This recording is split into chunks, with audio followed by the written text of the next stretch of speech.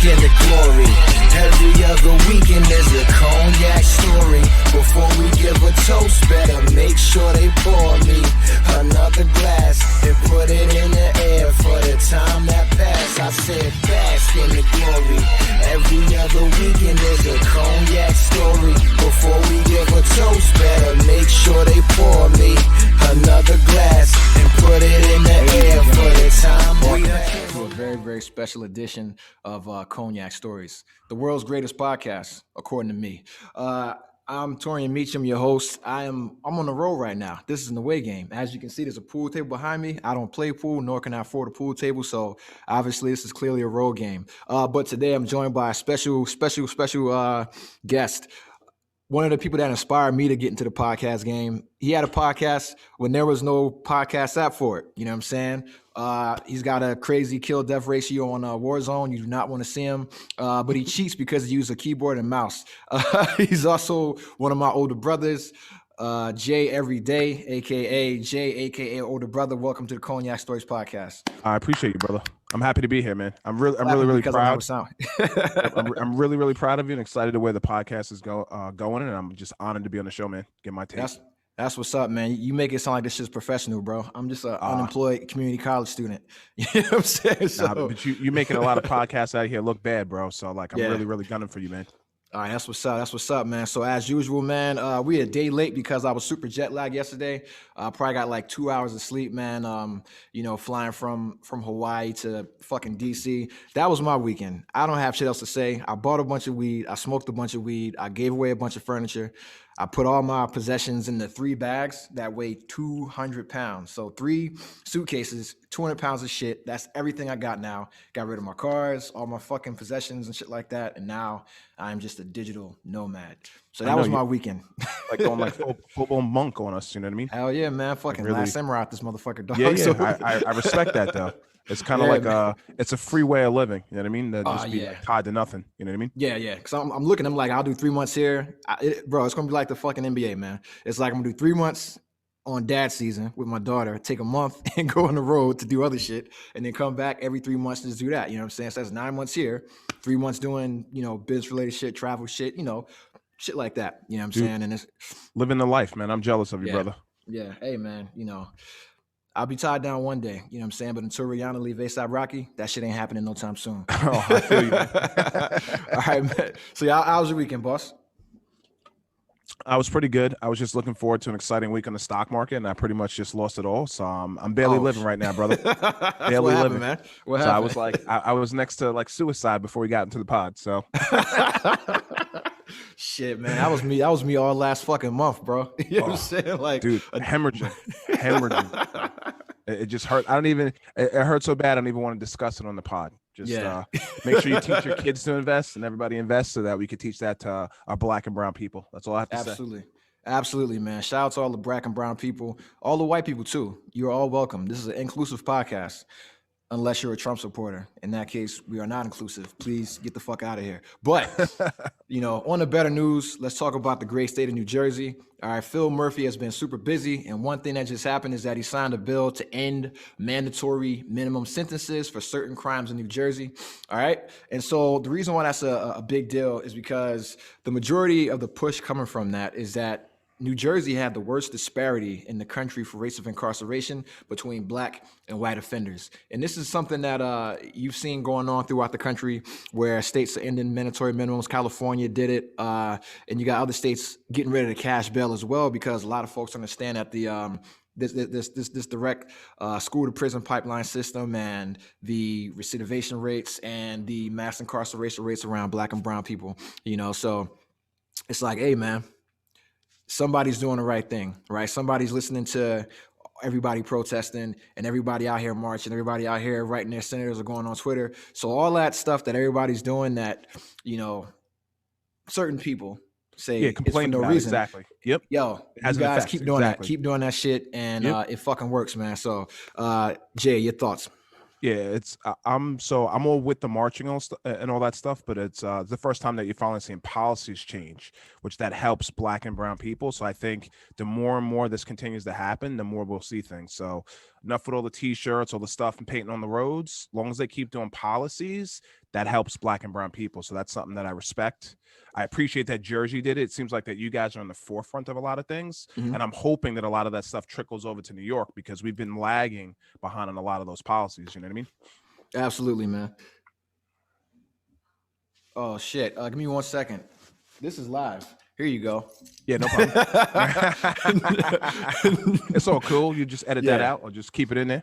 Yeah, that shit's staying, man. Let that shit rock, man. It's organic, man. Fuck that, bro. And so one thing that's important about this bill is that there was an amendment that was attempted to be added to it, right? And it would have ended the mandatory minimum sentence for official misconduct. And for those of you listening that don't understand what that is, that's for a politician or a law enforcement officer that breaks the law in official in the commission or execution of official duties. So cops assaulting people or getting DUIs on the job, politicians having sex on like government grounds, running up the state credit card for starlets and shit like that, right? So that delayed the bill. The bill would have been signed out last calendar year, but one of the representatives from New Jersey tried to add that in because one of his family members is facing an official misconduct charge, and Phil said, "Now you got to take that shit out." But one thing people got to understand is that this came out of a committee that was convened back in 2018. All right, so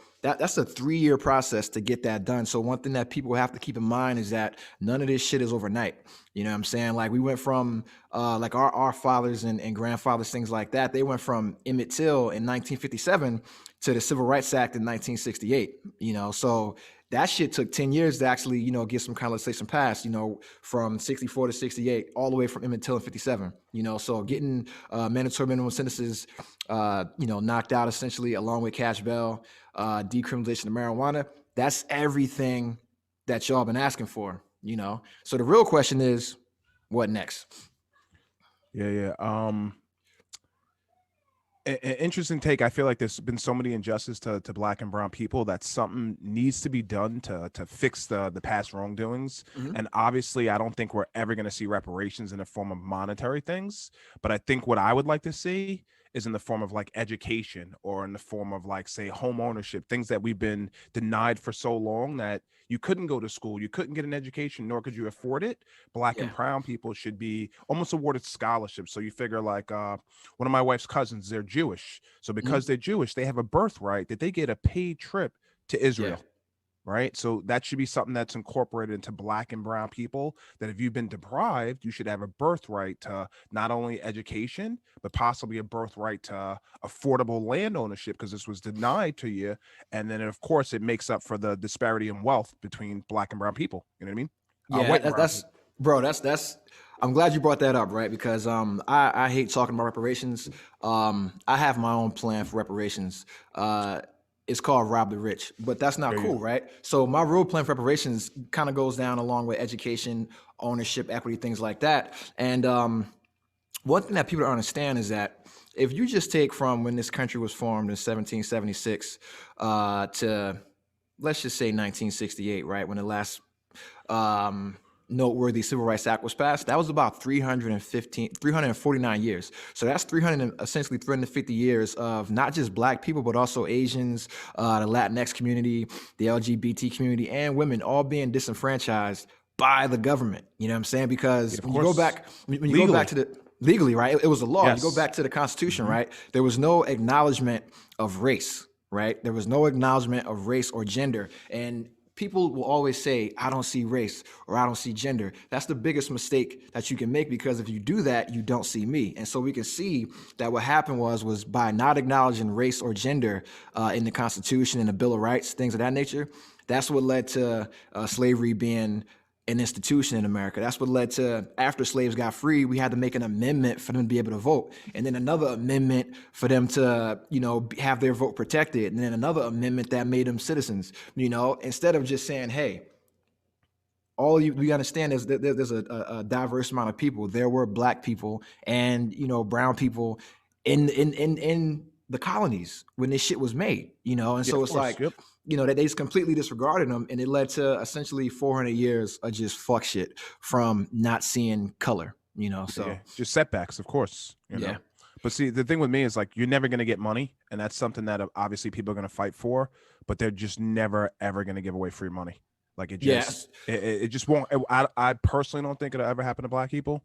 Like Native Americans got their thing, and they have land and different things, but Mhm. I just don't foresee that ever happening to black people.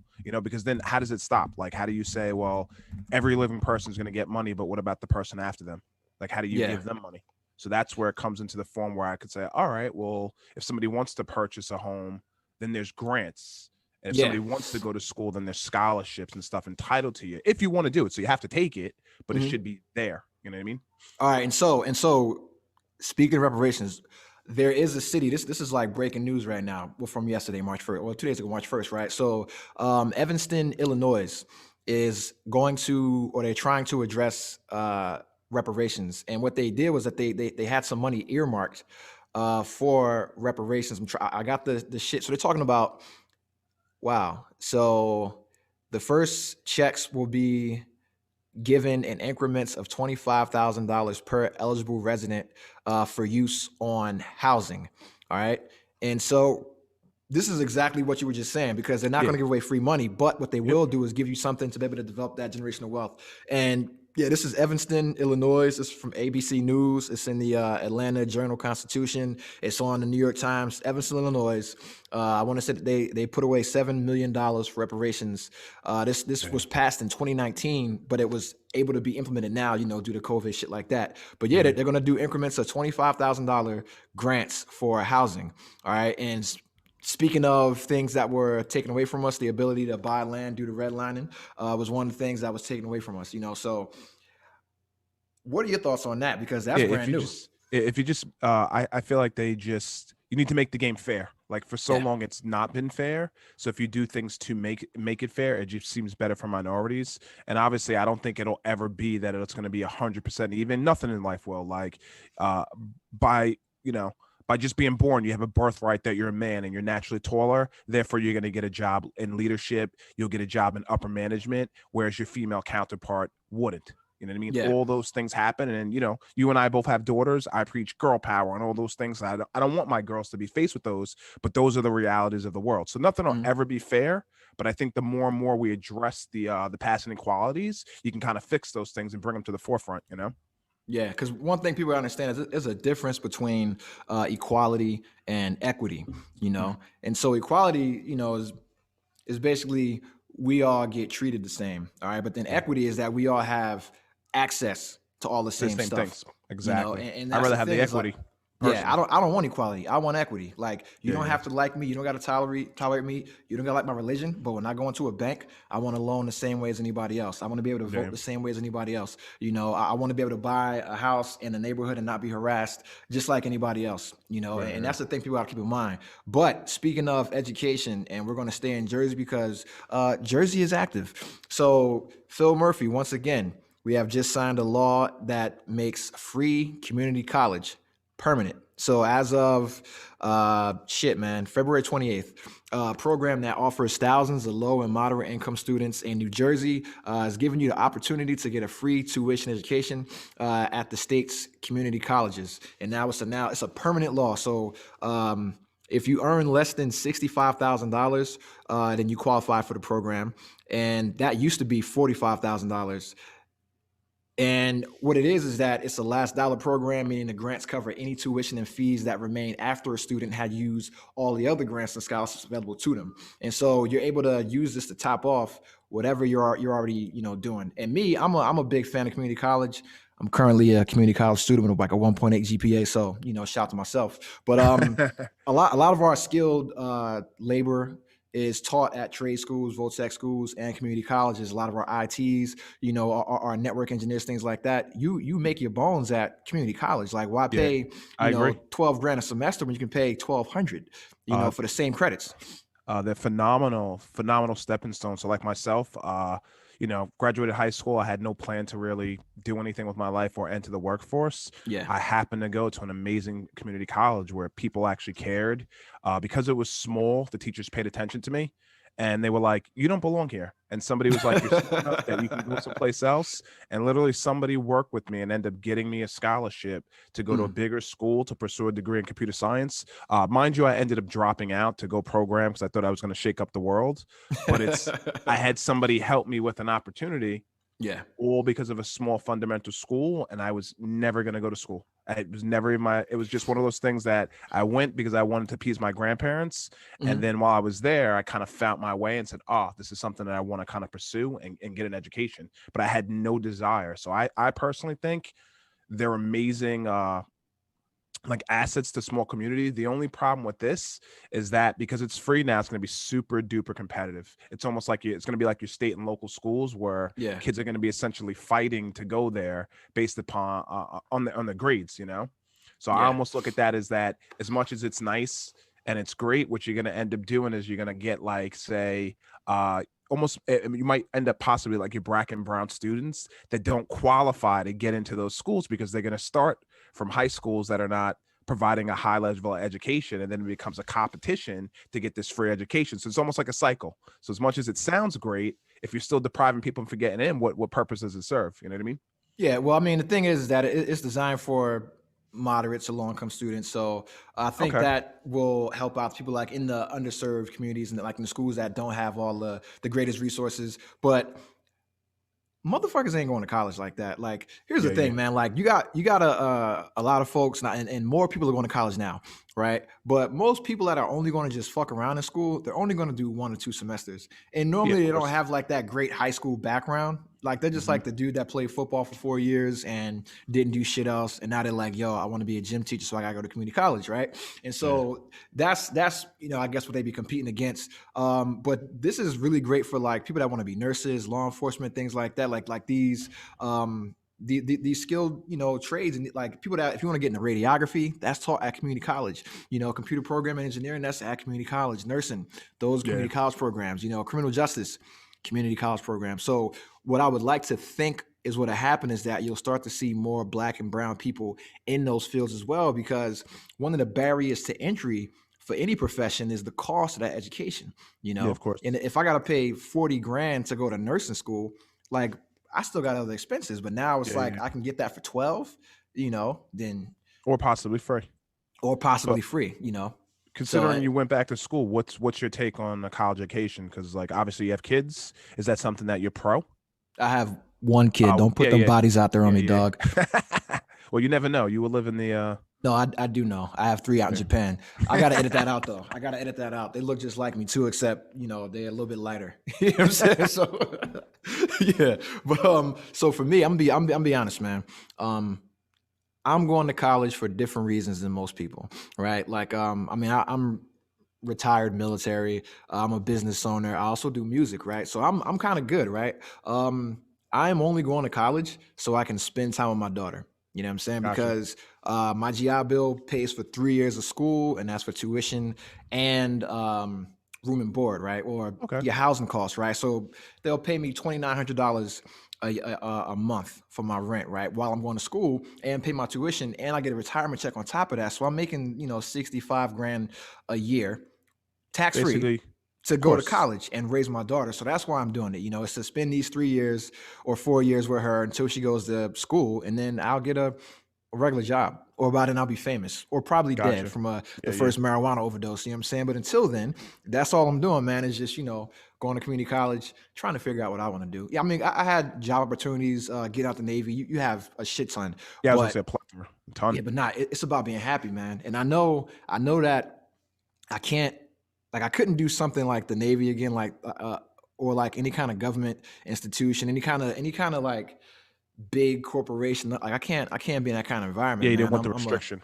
Yeah, man. Well, first off, I want to smoke weed. You know what I'm saying? Yeah. And so everybody drug tests, man. So it's like, yo, listen, it's not happening, bro. I'll just go to college for 4 years and figure it out. But being serious, it's about being happy, man. And being in the military, you get access to a lot of money.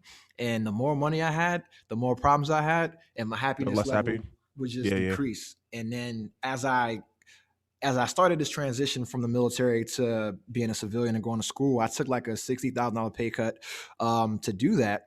And it's like, I'm way more happier. I Yeah, sleep yeah, way better. I don't have nightmares. I drink way less. You know what I'm yeah, saying? I yeah, was already a nice guy. I'm even nicer. You know what I'm saying? yeah, It's yeah. because just the stress of the job, it just drains you, man. And everybody has a fucking expiration date in this shit. Whether Of it's the course. military, you're a cop, you're a musician, you're a teacher. As long if when you know, or the dope game, shit, man. Like when you know it's your time to get out, it's your time to leave. Yeah, You starting cash a out. second, you second guessing why you're doing this. Get the fuck out, you know. So right now it's like I got a couple plans, but bringing it back to college, it's good and it's bad right now because the pandemic is good for guys like me that are self-starters, you know, self-motivated and driven. But if you are used to that kind of sit-down environment where you need interaction with a teacher, then it sucks right now because of the pandemic. But then like the overall, I'm a trade school guy, Tech guy, See, I agree with you. community I college think and that I, community college guy. I think all of them 4 year school, like big universities, unless you're going to be a fucking doctor, lawyer, some kind of yeah, I like think it's civil silly. engineer, that kind I of agree shit, with you. then you're wasting your time. Like you're paying 50 Yeah, grand, you're paying $50,000 a year to fuck the same bitches as everybody on campus. That's all yeah, you yeah, doing. You paying 50 grand to yeah, get drunk and fuck the same sluts on campus. yeah. And you Shout out to the graduate and you female become a listeners. waiter. Yeah, Yeah, you yeah, graduate and you become a waiter someplace, and then you have these student loans that are so that's my thing. I feel like higher education has been almost like it's been like they've made it into a profitable business, you yeah. know. It So is a that's one of business. the things. Yeah, that's one of the things, like the prison system, higher education. I look at those things in health. To me, Mhm. those things should all be non-for-profits because they're for the Yeah, benefit of people. So it's like the moment that you start incarcerating people making money, the moment that you start charging people to educate themselves, it's like you're technically taking away from the masses and not helping. You know what I mean? yeah. I just got to give you a warning, man. If I had my buzzer here, that would be the socialism alert because you sound like a dirty Bernie bro and a socialist Uh, right now. I'm a little, I could say I agree with some. So I'm super duper conservative with a lot of things, especially when it comes to business and making money. Yeah, But when it comes to helping people, I'm very, very liberal. Only because like I feel like if you lift somebody up out of poverty, they're gonna lift somebody else out of poverty and they're gonna help yeah, somebody else. Because I want to say humans are more than likely inherently good. yeah, Like you're a good person. You just gave away all your stuff away. You don't think that somebody that you helped and did something is gonna be like, man, when I was down and out and I had nothing, some guy out of the random blue did something for me and helped me out. So when they get into position, they're going to think of you and do something for somebody else and pay it forward. Like that's a cycle that keeps continuing and continuing as long as you allow people to do so. The moment yeah, that you put people on a bond and somebody's back against the wall, that's when they're forced to do something wrong and they do something criminal like. And I feel like, like charging people, you have all these people that they're 100 grand in debt for student loans. It's like, yeah. really? Like that's insane. Yeah, Like, like that. That was always a conversation. Like when I was in high school, and then like I remember being in the Navy and being a recruiter and going back to high schools and talking to teachers. And they would try to like first off they would try to talk slick about anybody that was like a cop or in the military. Shout out to all the cops.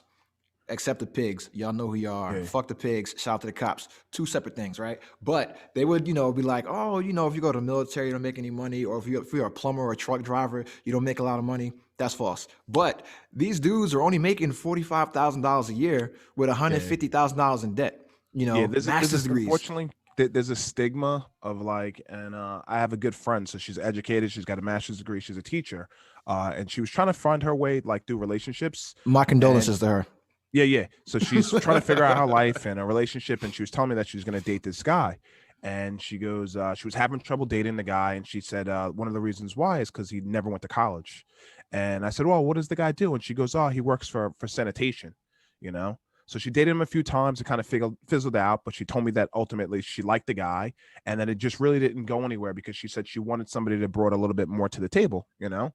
Which to me, I thought I Man, was like that. It's kind of silly to like just kind of like narrow out love based upon something as silly as just an education. So like fast forward 2 years later, we happen to talk and I said, oh, whatever happened to that dude? And she goes, believe it or not, she goes, he actually went back to school and he started his own business. So it just goes to show you like somebody, whatever they do doesn't define you. You know what I mean? So he went back to school. He went to a 2-year school and he started his own business. He's like super duper well off, makes more money than her now, wants nothing to do with her. You know what I mean? yeah.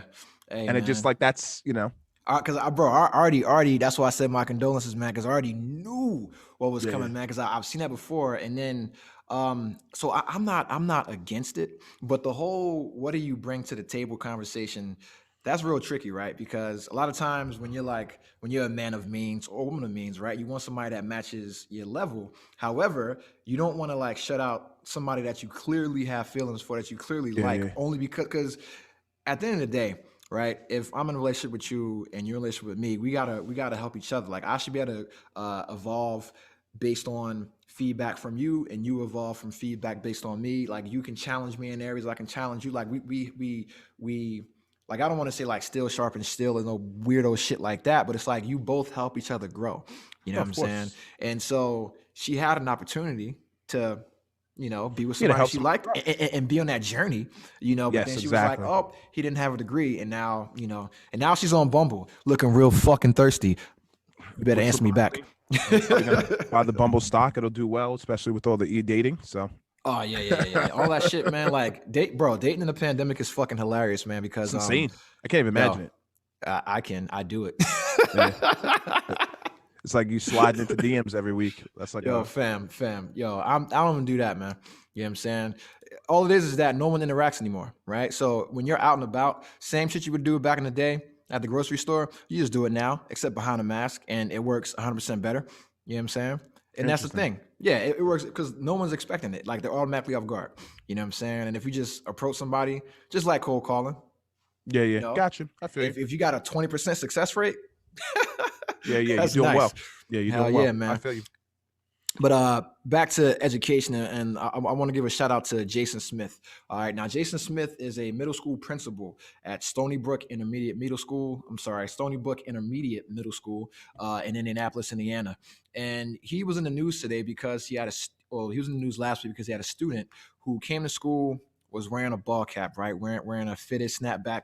The story doesn't say. It's not really important. However, what is important is that what we've seen in the past with educators and students wearing hats, or students in the dress code, students of color especially, or students in their hair, is that they've been super heavy-handed, super draconian, super overreacting. We had the issue where you had the referee in New Jersey cut a wrestler's dreadlocks off because he said they were too long, and you've had students get suspended for having like two ethnic hairstyles or that were distracting. Braids are Mhm. distracting in a private school, right? But this guy talked to the kid, asked him why he had the hat on. The kid said that he had a bad haircut that he was embarrassed about, and the the vice principal was a barber. And so we went home, got his clippers, and then shaped the boy up. You know what I'm Yeah. saying? So With the parents' permission, got the parents' permission, and then shaped the kid up, sent him back to class. And like that seems like something like super, super small, but that probably like made that kid's whole school year, man. Like of to see course it that, molds them. Yep, it definitely molds them. bro. My main concern, as much as the guy was a barber, I'm concerned with the white man's lineup. That's my only concern. Oh no, it was a black dude, bro. Oh, was it? Okay, cool. Yeah, yeah, In yeah, the yeah. No, photo, in the no. photo from See, the yeah. link. So Okay, he's a light skin. Okay, gotcha. yeah. He's one of He's a y'all. very light. So He's one of me. Okay, fair enough. Good. So he's still living. I was concerned. I was like, man, if he got the lineup from the white guy, I'm like, he might have just oh ruined his high school career. yeah, if he went to the fucking principal's office thought to it, get that supercut special, yeah, that's his what I shit is thought. I over. was like, he just got the supercuts, and I'm like, he thought he was helping the kid. Probably Yeah, nah, hindered him. he just didn't. Hey, I mean, hey, what's the worst haircut you ever had, man? My dad hit me with one, man. And so you'll see once you get down the line, you're gonna your odds are you're probably gonna have another kid, and it's just like it's almost like crack, like the hair clippers to your son's hair, and you want to give him Yeah. that first haircut. So something's like drawn to yourself, and it's funny because like my dad gave me this horrible cut because I had a crazy flat top. And he was sick of me not combing it. So he goes, oh, I'm going to cut your effing hair. So finally he nails me down, cuts my hair. In the process of cutting my hair, shaping me up, he cut off a portion of my eyebrow. So I was missing it. I was probably like 11 or 12, you know? So I'm missing a piece of my eyebrow. My hair is all like jacked up and I have to go to school like this. So it was like essentially torture. And it's like, Yeah. it was probably like the worst punishment I ever got. My dad actually thought he did a good job. And I vowed to never, ever, ever cut my child's hair. I was like, who would do this? I'm like, you bring your kids to the barbershop.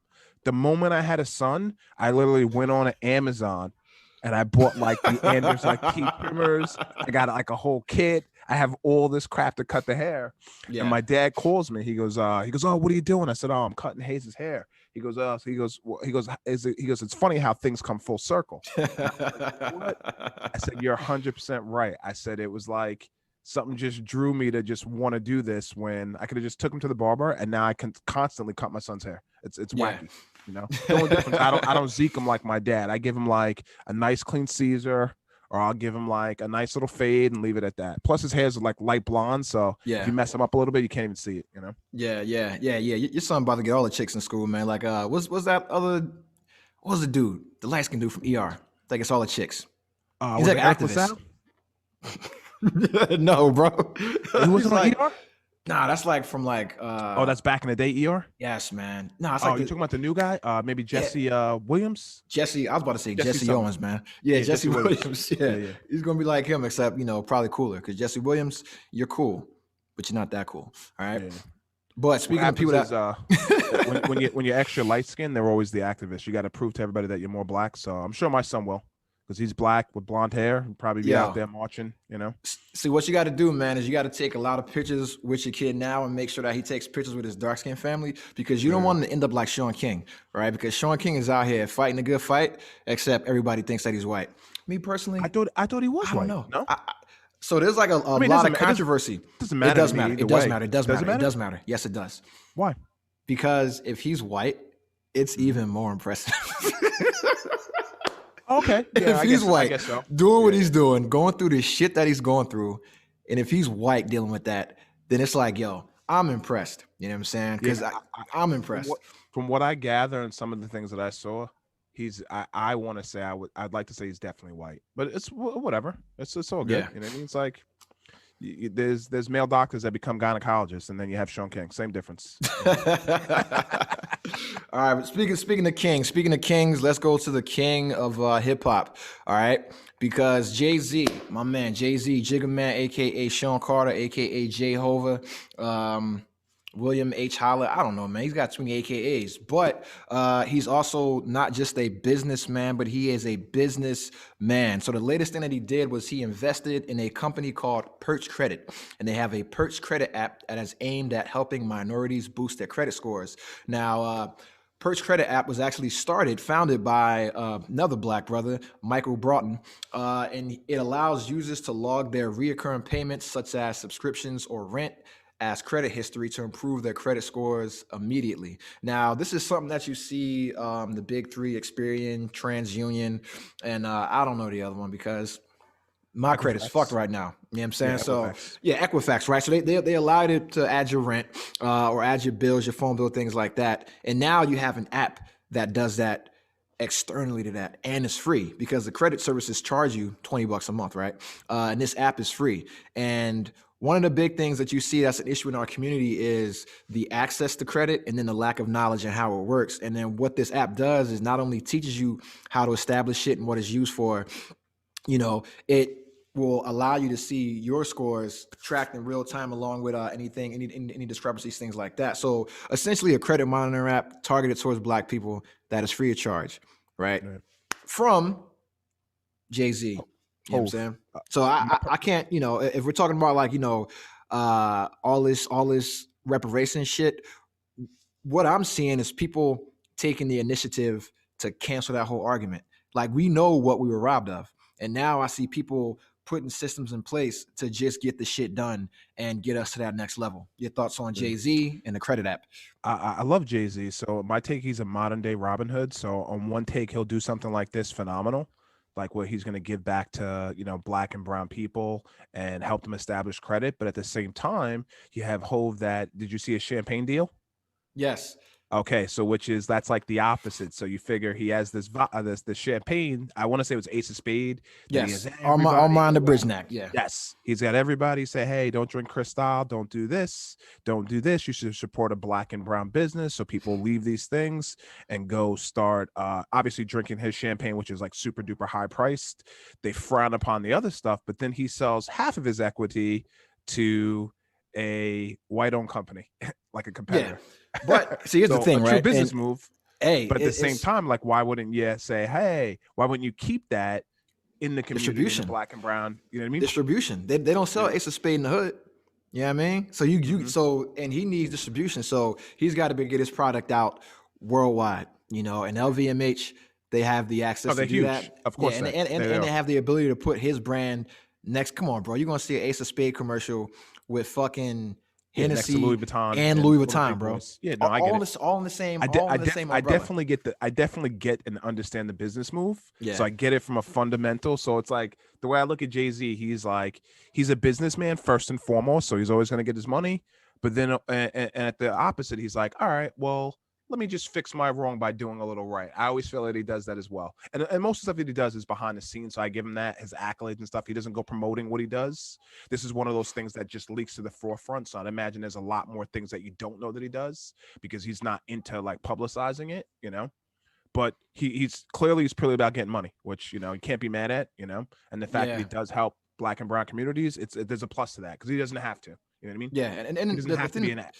You know? The thing to keep in mind is that he's been making moves, man, like for the past 10 years. Like if he didn't have this criminal record, you would think he'd be going into politics. Like if you look at it, the whole like minus the whole murders, right?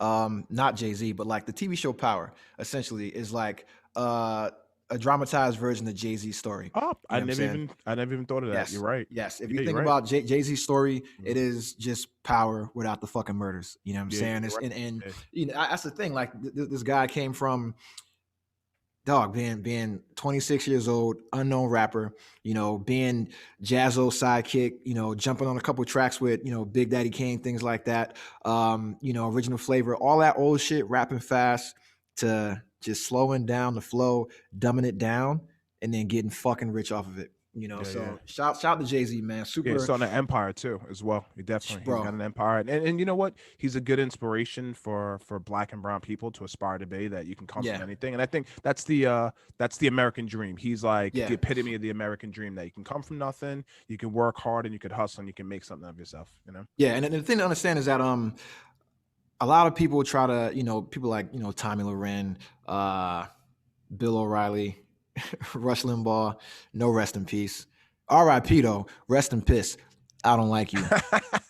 Dead or alive, you can still eat a dick. It's a zombie dick this time, but I don't give a fuck, right? So, you know, my thing is that you got all these people that try to focus on the criminal background, but if you look at the Kennedys, the Rockefellers, people like that, they had criminal backgrounds. Yeah, they're rooted in it. All those old bootleggers and all those old fucking real estate guys, even the Trump family, like it was real estate, but it wasn't quality real estate. They got rich off of making projects, off of housing projects, shitty ass quality housing projects, right? Along with the criminal association from all the construction that was associated with the mob, right? So it's like, hey man, everybody got rich in America through crime at some point. Nobody's been super clean. And so it's like, you just see another guy that was open about it say, yo, I did that. So hopefully you don't have to go through that. So shout out to Hove, greatest rapper alive, with the exception of Chief Keef. Next up, you know, speaking of people doing good stuff in the community, another guy that I'm super impressed by is Travis Scott. I'm not impressed by his garbage ass Jordans that he puts out. Them shits is trash. What I am impressed with is that it's the deal, though. You got to be impressed with the deal. I am impressed with that. Gotta be impressed with the deal. So the rapper, it's groundbreaking. The rapper and his Cactus Jack Foundation have teamed up with the Houston mayor Sylvester Turner to launch an emergency food program that has fed 50,000 residents who were impacted by the historic freeze in Texas. And so his foundation works with local agencies and restaurant owners to get hot meals to those still recovering from the cold temperatures and water, because they've had no water. They've been under boil water advisories for almost 2 to 3 weeks now. And the most vulnerable Houstonians go to the front of the line. And so, of course, it's going to be, you know, the elderly, Black and brown communities, underserved, things like that. So, listen, you have people that will donate food to the homeless, right? And it's just a weak-ass peanut butter and jelly sandwich on some shitty-ass bread with like an apple and the fucking juice that you used to get in school that you had to peel the top off. That's what a lot of folks are giving to the homeless, right? But they went out and partnered up with actual restaurants, you know, to get these guys meals, man, meals delivered. And that goes a long way, man. Like, if you've never been poor, right, and you've had to go days without eating like a hot cooked meal, that shit makes a difference, man. And so shout out to everybody that's ever been poor. If you haven't been poor, don't be poor ever. It fucking sucks. You know what I'm saying? definitely. But but what I will say is that Travis Scott, is still, repping Houston, H-Town, him, him and Beyonce, Beyonce and Trey the Truth. They are doing amazing things for Houston, man. So your Yeah, thoughts on advocates, just advocates of the community. He's a stand-up dude, Travis Scott. So he's come from, like, for a guy that you never really hear speak, never really hear interview, never does much. I think his actions always say what he's about. So, from closing that McDonald's deal to a sneaker deal to him giving back to the community, yeah. to be a rapper, kind of stays off the radar, doesn't really get involved in too much. And you only hear about his accolades, which is like good to say, So Absolutely, man. Absolutely. kudos to Travis. So here's the real question, man. Do you think Travis Scott sent Kanye a text after Kim filed for divorce, ask him if you want to go out? Because now it's like both of you, like y'all was boys or y'all was cool. You know what I'm saying? Y'all both got divorced from two of the biggest Kardashians. Now you both single with kids by him. So it's like, yo, just kill it. Just make they should just do a joint album. I would hate that. I would watch not. The Throne. I'm a Travis Scott fan. I have not listened to Kanye West since 2016, nor will I ever listen to him again. No, you don't listen to Kanye? Political? No. Is that what it is? Listen, or you just don't like the music? Let me tell you. So October 30th, a phenomenal hip hop artist put out an album called Black Radical, and there's a song called Judas Iscariot, and it's about Kanye West. That artist is me. Fuck Kanye. I don't like Kanye. Yo, dude said Trump is his dragon brother. If you tell me that the man that said the Central Park Five were guilty, if that's your man's, that's your brother, I can never ever like it's on site. You know what I'm saying? So like if I ever were to cross paths with Kanye, he coming out some Yeezys. You know what I'm saying? Kanye clearly has like problems. Obviously, he's been on medication, and I personally don't think he's all there. I think he's a person that he reminds me. Remember when you saw Get Out and the guy was in the sunken place? I kind of feel like that's almost like Kanye, that he's in this like sunken place that he's like trying to find himself. He put himself there. Yeah. What I do respect him as is like an artist, but at the same time, like I'll give you an example. I like Tom Cruise's movies, but like outside of his movies, I kind of think Tom Cruise is a schmuck. But I could separate those two things and just say, hey, I'm going to see the next Mission Impossible. And that's all it's really for. And the same thing I could do for Kanye. I could go listen to Kanye's music. When he starts talking about politics and anything else that's unrelated to Yeezys, I can kind of just like tune him out. You know what I mean? Well, see, my thing is, now I can understand with the whole Tom Cruise comparison. I am not a fan of Scientology. I think it's bunk. I think it's a cult. However, I do not see Tom Cruise as a threat to my existence or the existence of my people. And a person like Kanye is a threat because he lends credibility and relevancy to the other side who have these thoughts and ideologies that are, counterproductive to our benefit, and when you got somebody over there, doing a little soft shoe, him, Candace Owens, Tim Scott, guys like that. What's that motherfucker Denard something from, a bunch of Van Jones, all these weirdos, right? That do all this shit for the Republican Party. It's like, yo, bro, I'm not separating that because you are a threat. You know what I'm saying? Like you are a threat to my existence. It's like R. Kelly, right? Or you're drawing a line in the sand. I can't. Once you go, his music is good, but he's actively hurting far. somebody. And the same thing with Kanye, right? It's like, bro, you a gospel singer now, but you ain't paid the choir. You know what I'm saying? You ain't paid the like you out here selling socks for $60 that say church socks on them. You know what I'm saying? And if you understand religion, if you are a Christian, you understand that you cannot serve two masters. You can't serve money and you can't serve God. You got to choose one because you're learning to love one and hate the other. And right now we're seeing somebody that's talking about they love God, but all they do is talk about how much money they make. You know what I'm saying? And that's his problem. That's like you say, he doesn't know where he is or what he wants, or he is somebody that grew up without an identity and always created these identities for himself. It's like an actor without a social security number, right? Yeah, like you can play as other people, but you can never be yourself. And when have we ever really seen Kanye be himself? He's always been somebody else. Yeah, I guess my one thing that I'm always drawn to Kanye is because, like, I grew up and I love hip hop. Hip hop is like it gave me my identity, like rap music and all that stuff. And he was kind of the first rapper that was just normal. And it Yeah. taught me that it was okay, that it's like, oh, you don't need to go sling coke. It's like, you don't have to go like kill somebody. You don't have to go shoot up a bunch of people. You could just be like me. I was a regular kid that I just wanted to get fresh and get girls, which is pretty normal.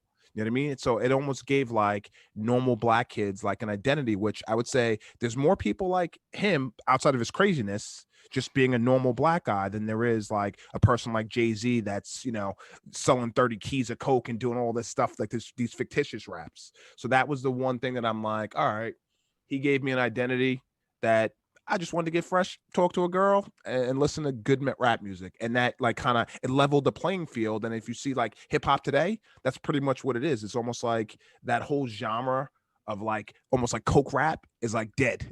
That's gone. I mean, except for Griselda. Shout out to Griselda. But Yes, everything else, Griselda's dope. I love Griselda.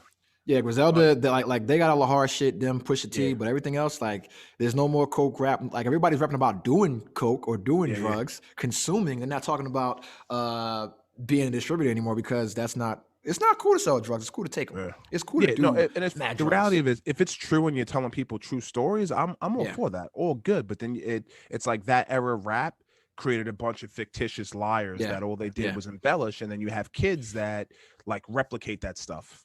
It's like once Kanye came along, you had kids that they just wanted to be fresh. And they just wanted to look cool and wear Bape and Yeezys. Yeah. You know what I mean? Like it wasn't about like shooting somebody up and doing all this stuff that's detrimental to black communities. You know what I mean? Yeah, and that's where it drew me to Kanye, right? Everything you said. That's why I was a huge Kanye fan before he ever signed to The Rock.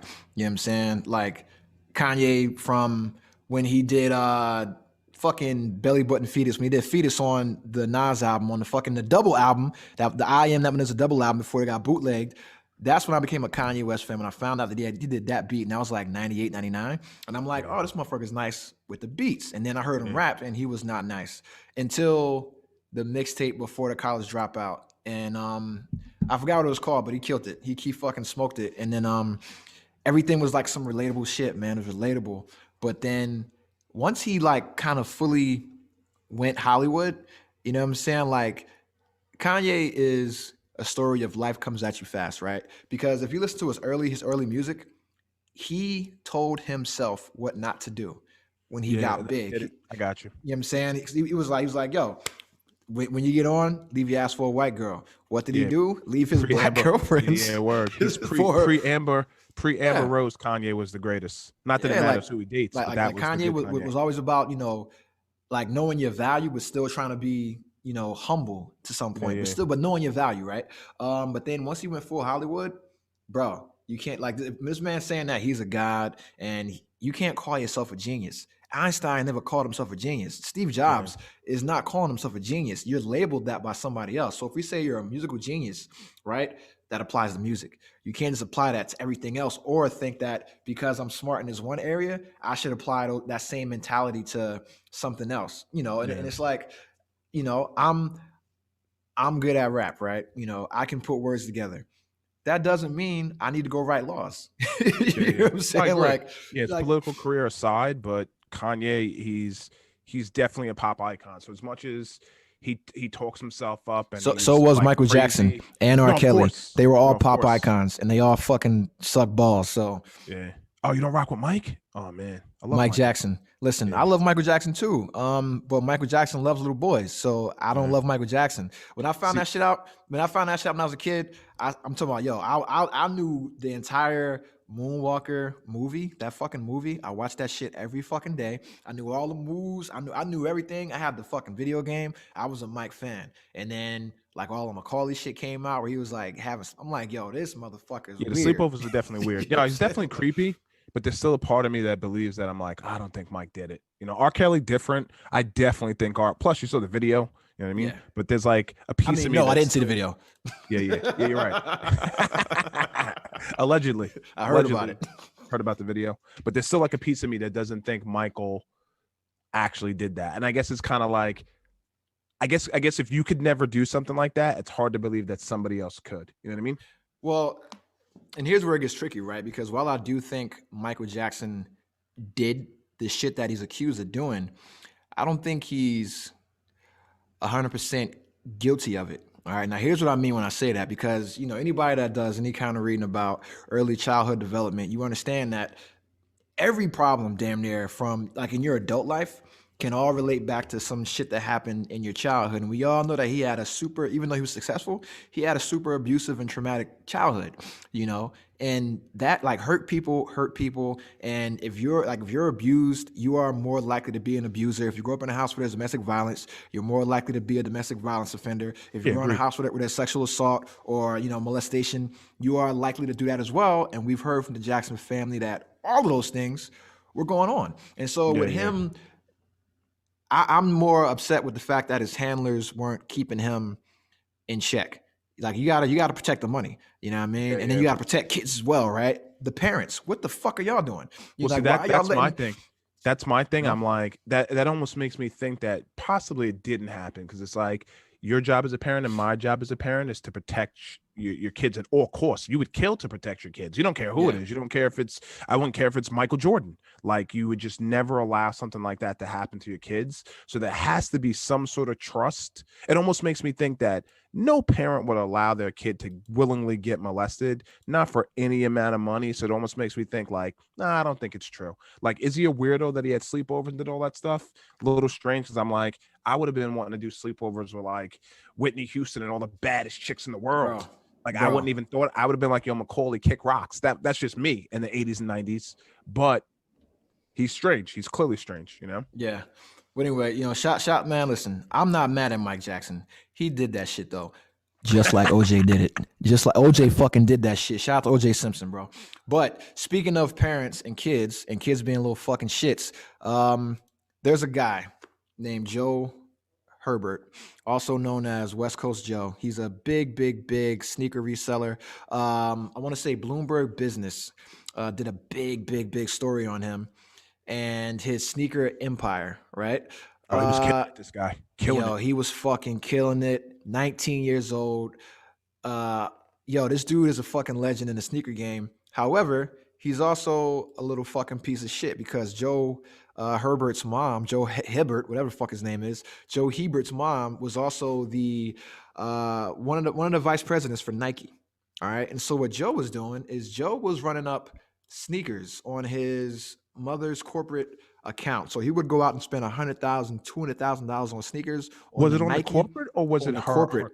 Are you sure? I thought it was just on her credit card. So it was on her business account. Oh, interesting. Yeah, that's extra sleazy. I didn't realize that. Yeah, and then the other thing is that, and he was using her discount to get sneakers discounted, and then for the resales, for like the exclusive drops, he was getting all that info ahead, and then at the same time, he was using fucking bots, which is illegal. You know what I'm saying? And then if you work for Nike, you are not allowed to participate in any way, shape, or form in the resale market, and that is why his wife, or his mom stepped 25 years with the company, and I follow sneakers, right? And when she got the job, I want to say last year, was a big deal, because they were putting a woman in charge of like the North American marketing for fucking Nike. That's a huge deal. But her son decided to be a little fucking dickhead, right? But the question is, did she know? She did know. So what happens, I read an article that she disclosed in 2018 that she was aware of a sneaker reselling business. Yes, but she didn't say her involvement though. That's the key thing. I didn't see anything that, so I knew he was using her credit card. Yeah, but did she know that he card. That's the thing. Like so that's the conflict of interest. Yeah, and it's the thing, right? Like when you're rich, like rich as fuck, as you would be if you're the VP of fucking Nike, right? You probably got like 3 credit cards. The motherfuckers got a limit of $30 billion, right? You buy shit all the time. Your kid has access to a card, uses it. You don't notice it because you're fucking rich, and a business manager or an accountant pays your bills for you. You don't pay bills. Somebody else does it for you, right? So there's a chance she might not saw it at all, right? However, I think she gave him the card, and that's why she stepped down. So 25 years in the company, down the fucking drain. Shout out to West Coast Joe. I don't know how you're gonna get sneakers now, and then knowing that you just use a bunch of fucking bots, I don't know if anybody's gonna fuck with you like that, because he lied about how we got the sneaker. He said he found 6 pair of Nike Air Mags. The fucking Marty McFly said he found 6 pair in a warehouse and it came out that he used bots to buy them. on her $160. fucking credit card. Yeah. Yeah, the reality is I don't think people care how you get it as long as you have the product. Like those Nikes and Jordans and Yeezys, they're like cracks. So Yeah. like if somebody gets it, he's just, even if he doesn't fund them on his website or however he did it, he could just go to apps like StockX and just post them, do it on the eBay. So regardless of his mom stepping down, he can still keep his business. You can name it something else and do whatever. Like it's not going to be any sweat off his back, I don't think, you know?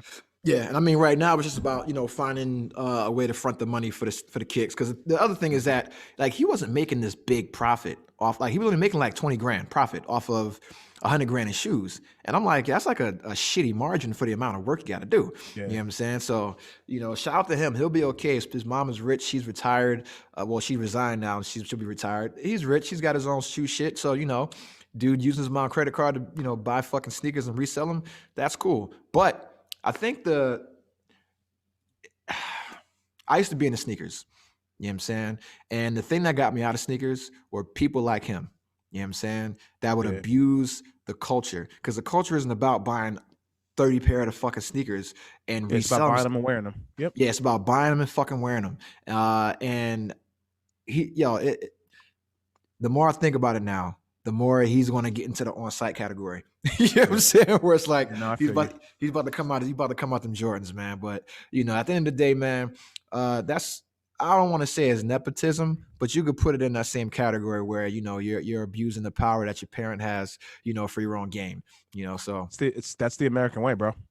Unfortunately, that's just the fundamental. That's how America was built. Shout out to Trump. Years ago. He got a small loan of $1 million from his dad to start a business. Yeah. But listen, I don't know if you've been following the NBA, but that's what the rest of this podcast is going to be about. Except for WandaVision, that shit was crazy. But so I haven't followed the show. I heard so much good things. I got to start tuning in. You are fucking up. Yo, bro, I'll give you my Disney Plus password. You know what I'm saying? Like, I think that shit is crazy. That shit is crazy. What's on there? Is that Mandalorian? The Mandalorian's on there? Yes. Yeah. So I have one because I bought it just for to watch the Mandalorian, which I haven't watched that yet. I heard it was tight. I haven't watched it yet though. Yeah, it's dope. And then I stopped watching it once that chick got kicked off the show. Yeah. And then I was just like, I never went back to it. All right. So there's somebody who I need to talk about, and I really don't want to talk about him, but I have to. Right. And this Malik Beasley. All right. Malik Beasley is a young player on the Minnesota Timberwolves. He's a guard, pretty good. He's averaging like 20 points a game in the league right now, right? But the reason why Malik Beasley is in the news because Malik Beasley once again has been suspended for 12 games for an incident with an assault rifle, where some people that were doing, I want to say like a home tour of the houses in the community, they ended up in his cul-de-sac, and he went off on them with a assault rifle. All right, so they came in his cul-de-sac, and he decided to go out there and be neighborhood watch and tell them to get off my property. You know what I'm saying? So gotcha. The quote is to get the fuck off his property. And this happened back in October. All right, and so he's suspended for 12 games, but this is his second issue this season because his wife was charged with drug possession along with him as well. But his other incident, he was arrested but not charged a month earlier, so September, over marijuana possession and receiving and concealing stolen weapons. All right, and then I want to say he did I'm sorry. Beasley got in trouble for beating his wife. And so what happened is, no, I'm not going to say that. I'm not going to put that small on his name. That's why she's leaving, because he beat her and because he cheated with Larsa Pippen. That's the big shit. He cheated with Larsa Pippen, right? But what it is that what Jesus. Yeah, shout out to Future. Everybody. Yeah, but Beasley was sentenced to 120 days for receiving the stolen guns and the marijuana, which he can do in the offseason. Here's where I gotta throw my fucking I got to throw my red hat on, my Make America Great Again hat on, right? Because now it's like all the athletes out there, right, that talk about the justice system and the double standard and gun control and shit like that. Like, yo, you got one of your players that has multiple issues with receiving stolen weapons, right? Multiple issues with maybe assaulting his wife, multiple issues with drug possession illegally.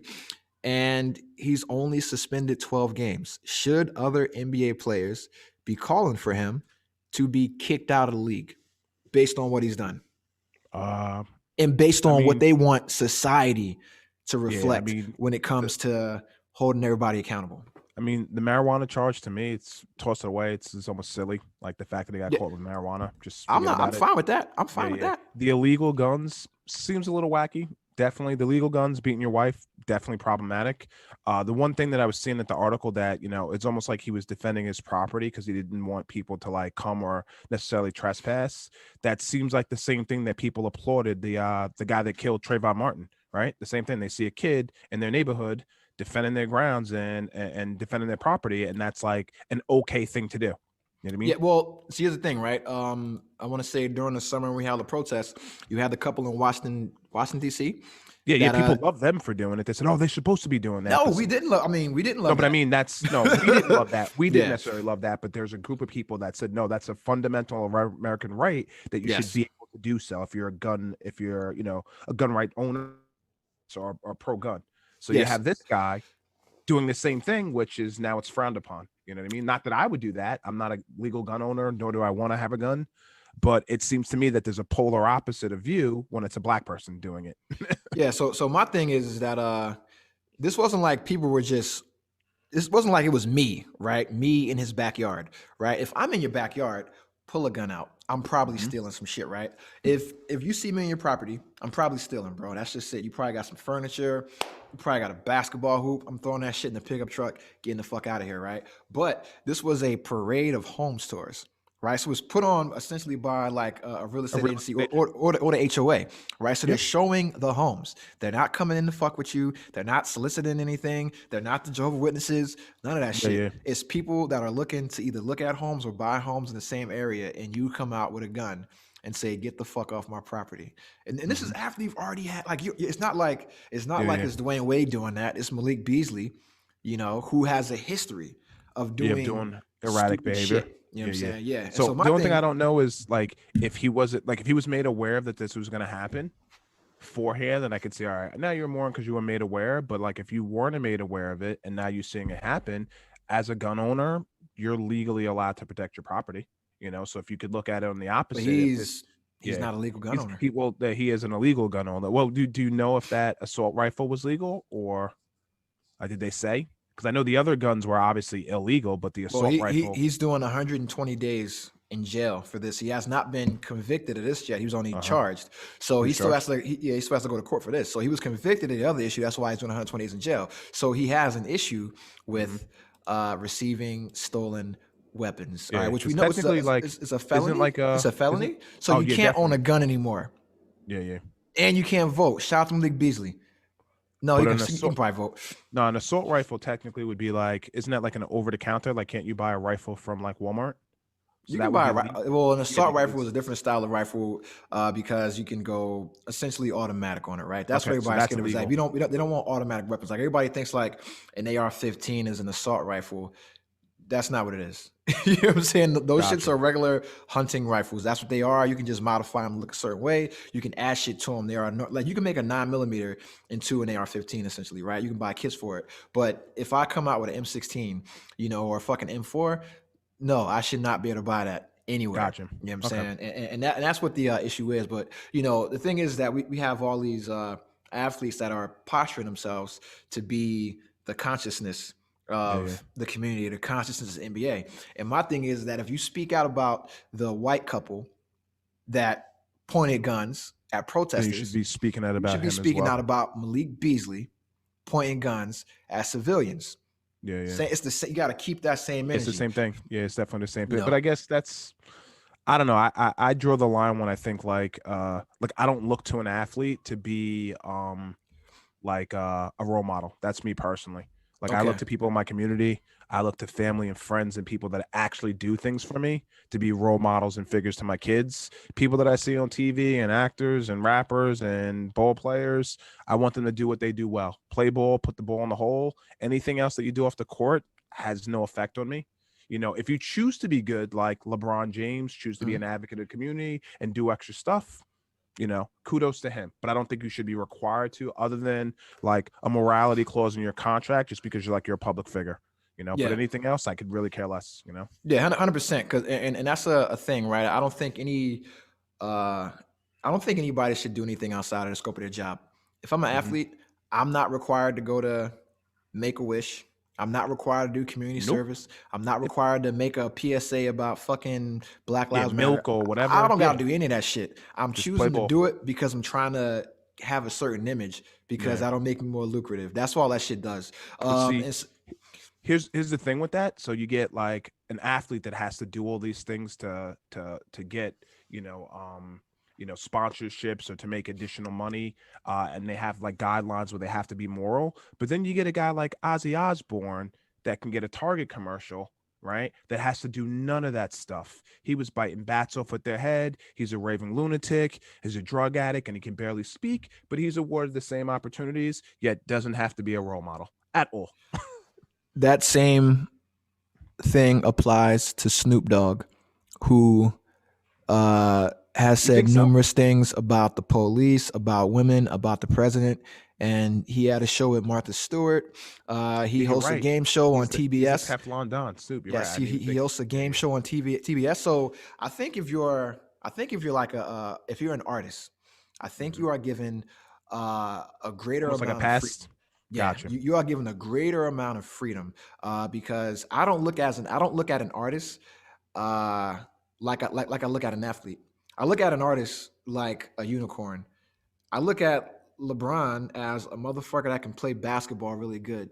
You know what I'm saying? Like a Yeah, lot of yeah, people can play basketball really good or really well, right? Everybody can't fucking paint the Sistine Chapel. Everybody yeah. Of can't, course. paint Barack Obama's fucking portrait. Everybody can't write a Raisin in the Sun. A bunch of motherfuckers can go dunk a basketball, Yeah, yeah. but I don't think that they should be forced to doing that shit. If they do want to do it, cool. But the main thing is that I just want people to keep the same energy, and LeBron, because now I gotta go into LeBron, right? And so LeBron has been criticized with that in the past because he's quick to criticize America about police reform, systemic racism, things like that. But he's very silent on China, and that's like Hmm. the talking point for the Republican, conservative, the right side against LeBron is that LeBron is all about, human rights, but he's quiet when the shit happens in China and the We got NBA that does big. business in China. It's got that big Nike contract, brother. Exactly. And I don't need LeBron to say shit about China. I just need to talk. I just need LeBron to say something about Malik Beasley. You know what I'm Yeah, yeah, saying? yeah. So that's all I need. But speaking of LeBron, there is now a beef between two of the biggest superstars and two of the biggest sports. All right, you got LeBron, who is LeBron, right? He's the fucking sock. He's LeBron James, the biggest superstar in the NBA today. One of the most decorated, also one of the most active in the community. And then you have, if you are familiar with FIFA or soccer, then you know exactly who I'm talking about. Zlatan Ibrahimovic. All right, now this guy is 39 years old, and if you do not know soccer, and you do not know who he is who I would say is the equivalent of LeBron in soccer.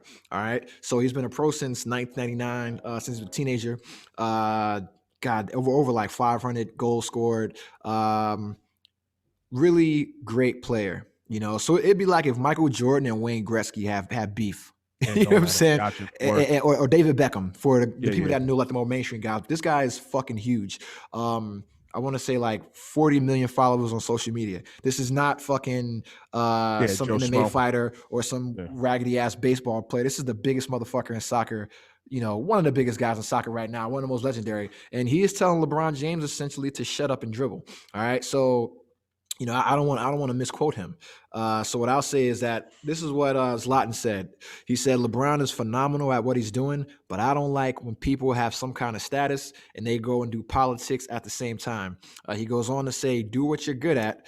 Do the category you do. I play football because I'm the best at playing football. I don't do politics. If I would be a political politician, I would do politics. He goes on to say this is the first big mistake when people get famous and they get a certain status, they want to get involved in that. So stay out of it. Just do what you do best because it doesn't look good. And of course, LeBron James had a response to that. And she said, very basic, at the end of the day, I would never shut up about the things that are wrong. I preach about my people and I preach about inequality and social justice, racism, systemic voter suppression, things that go on in our community because I was part of my community at one point and seeing things that are going on. I know what's going on still because I have over 300 kids in my school that tell me what's going on and they still need a voice. And he says he's their voice and he will use his platform to shed light on the topics that are important in his community. I agree 100% with that, right? When LeBron James says that, I don't need him to say anything about China because he just told me what was important to him. And then he also says something that was very important. He said he was a part of that community. All right. LeBron James is LeBron James, still a black man, still black in America, but he's not a part of the He recognizes that. He's above. He's above that. Yeah, so he realizes his LeBron privilege. James. Yeah, he realizes his privilege, so he's like, I have to stay in touch. And he does these things that keep him grounded. He has a school, a charter school, free of charge, 300 kids. They can tell him exactly what's going on and what he needs to be involved in. And it's not China. Sorry. You know what I'm saying? Yeah. So your thoughts on LeBron and Zlatan going back and forth? I love LeBron James, man, because despite his like on court stuff, like I'm not a huge fan of his basketball playing, but his off the court antics, I think he's a huge humanitarian. You see all these NBA players that they come in and something sticks to him.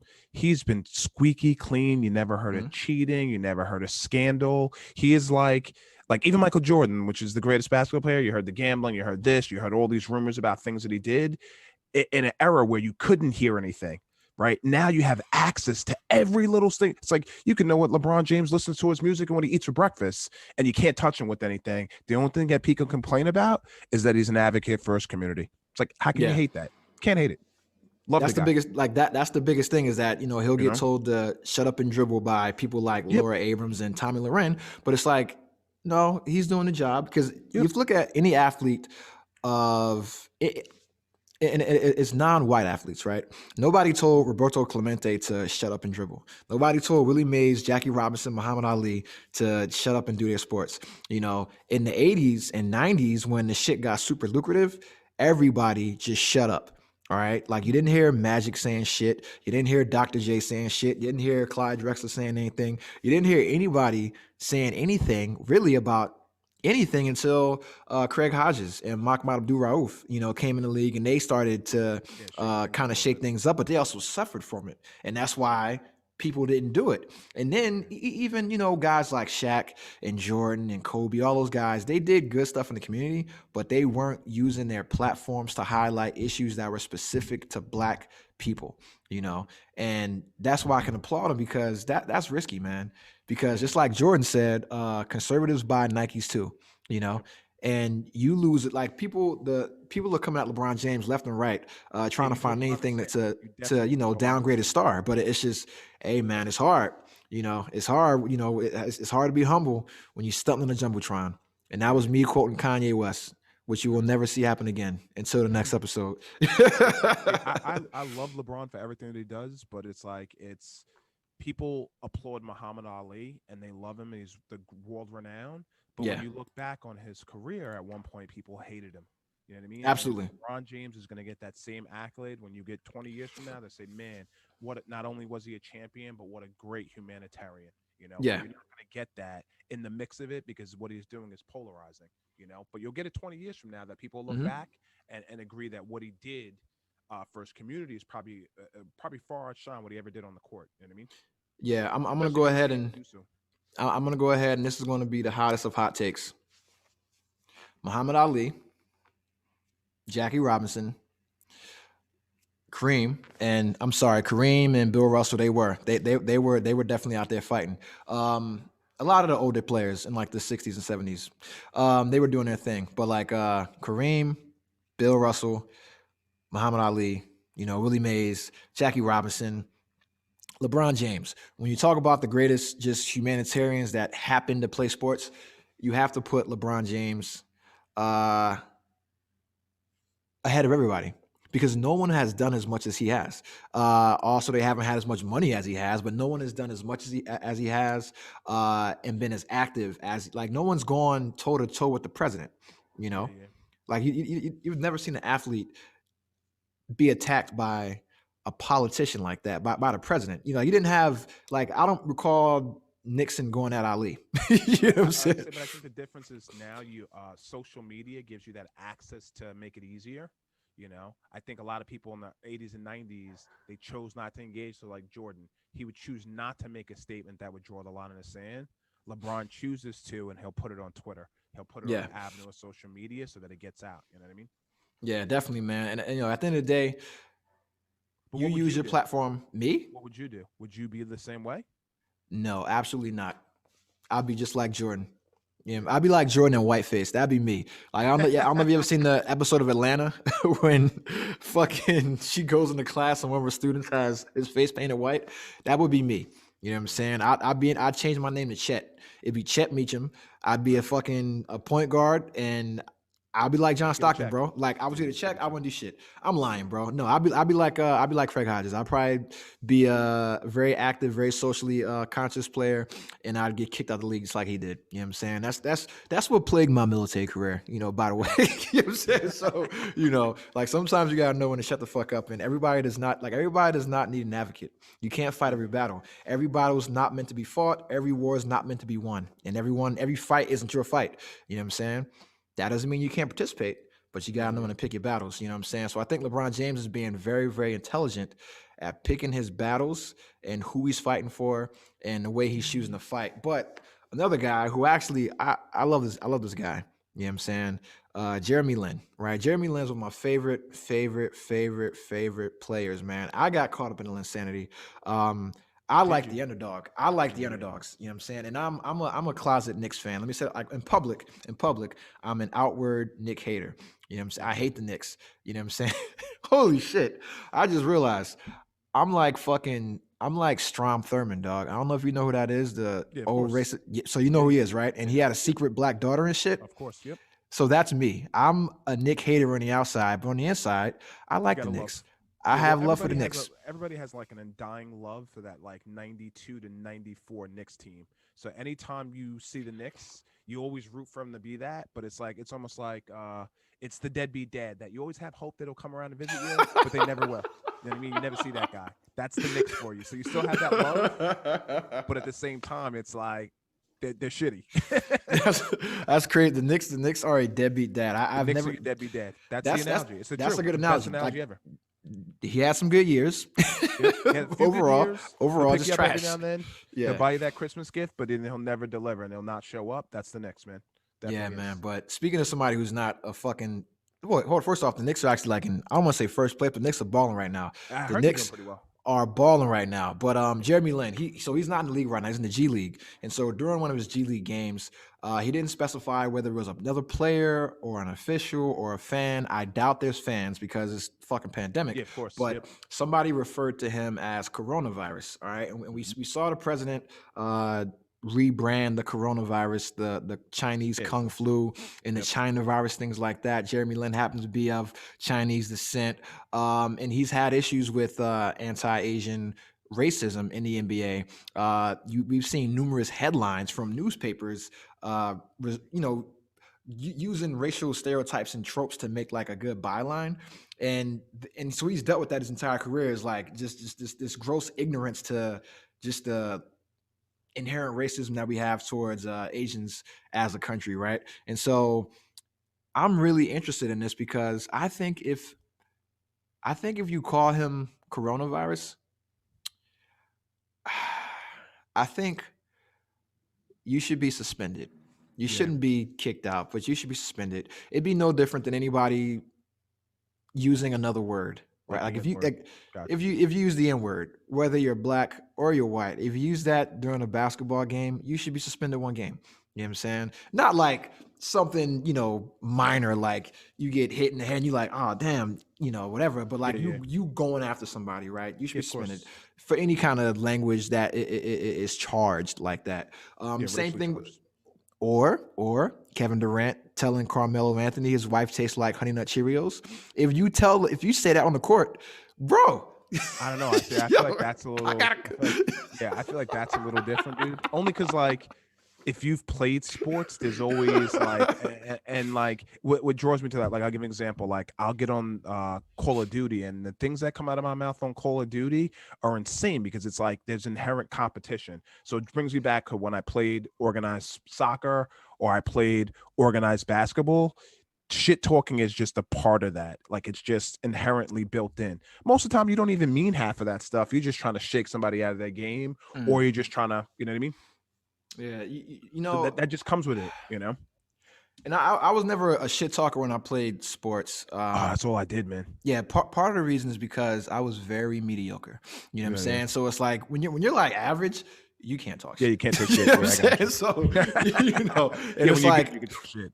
yeah, like when you're like riding the bench, you can't talk shit. You got to just chill. You got to be like, hey man, good game. You patting people on the back and shit. Yeah, You know, yeah. throwing high fives, giving out water bottles, that kind of shit, man. But I do think we do need to find out whether it's a player or a fan, right? But it already happened, and he's not going to rat. He already said he's not going to snitch, right? And Yeah. you know, I respect him for that. That's something that you can handle man to man. But what I do think is that we just got to be aware, man. We got to be aware. You know, we got to Yeah, be aware it's of shit we say and how it affects people. And then I think for us, we got to understand that everybody's fight is not just their fight, because our fight isn't just ours.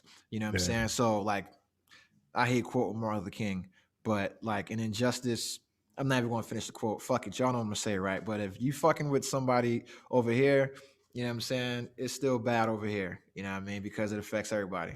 That's the dumb version. But he's been very active with the Black Lives Matter cause. You know what I'm saying? So Yeah. I would be interested if they come to his defense as well, because he was very involved with the Black Lives Matter causes, with the being active on social media. I've seen him in protests. You know, I've seen him make public statements about racial disparities with black players and coaches and things like that. I've seen him active on our side, Yeah, and yeah. so I'm like, all right, well, he needs us. He needs an ally. Like he needs Yeah. LeBron James to come out and say, yo, don't call us motherfucker. Like something simple. You don't need a Yeah, PSA, yeah.